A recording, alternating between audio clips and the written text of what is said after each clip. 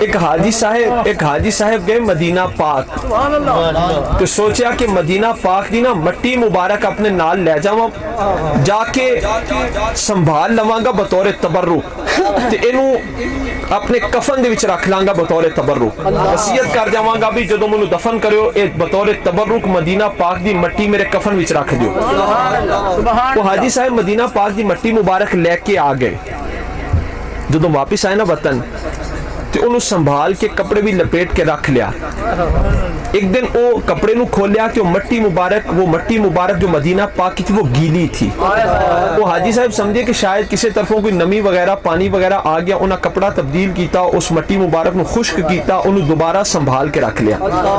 کچھ عرصے بعد پھر خواہش پیدا ہوئی کہ ایدی زیارت کراں، وہ کپڑا کھولیا نا تو مٹی مبارک پھر گیلی سی، وہ مٹی مبارک گیلی تھی۔ انہوں نے سمجھا شاید پھر کی تو نمی وغیرہ آ گئی، کوئی پانی لگ گیا، انہوں نے پھر وہ مٹی مبارک دوبارہ خشک کی، کپڑا تبدیل کیتا، پھر سنبھال لی۔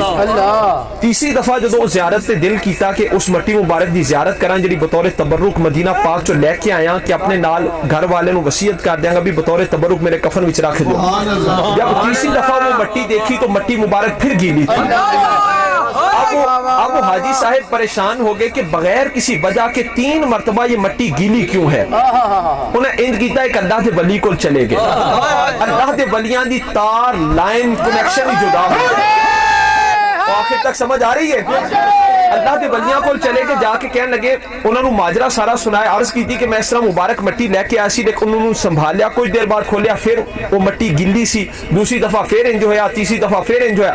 جب وہ اللہ کے ولی نے بات سنی نا تو تڑپ کر کھڑے ہو گئے، کہنے لگے حاجی صاحب اس مبارک مٹی نو جتوں لے کے آئی سی فوراً انہوں واپس پہنچا دیں، انتظام کرو۔ کیوں؟ کیونکہ یہ مٹی یہ گوارا نہیں کرتی کہ میں رسول اللہ کی بارگاہ سے، رسول اللہ کے در سے جدائی اختیار کروں۔ اس تو علماء نے لکھیا مسئلہ، انہوں نے کہا سوائے کھجور تو ہر وہ چیز جدہ وطن اصلی مدینہ پاک ہے نا انہوں تو تسی باہر نہ لیاؤ۔ کیوں؟ کیونکہ کسی بھی چیز کو در رسول کی جدائی گوارا نہیں ہے۔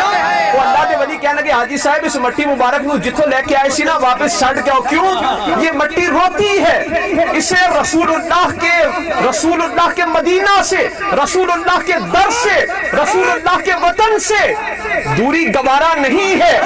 یہ مٹی تڑپتی ہے، جس طرح بھی ہو اس کی واپسی کا انتظام کرو۔